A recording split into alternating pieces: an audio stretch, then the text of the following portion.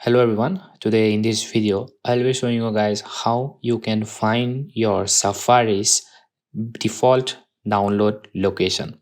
So, for example, if you have downloaded a video or something else from your Safari browser and you are not able to find your file, so what to do now?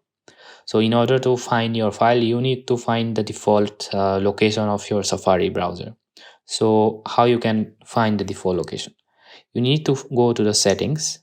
After that, go to scroll down and you need to find Safari. Let's find Safari. Yes, as you can see Safari, you just need to tap once, and after that you need to go scroll down and you can see the download option.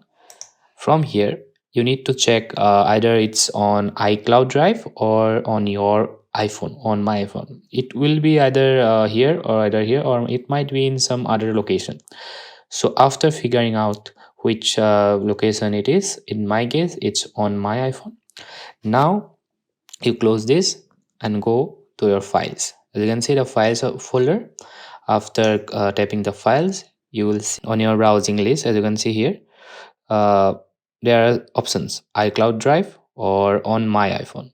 So in my case, whatever I download on from my Safari browser, it will be automatically stored on this folder.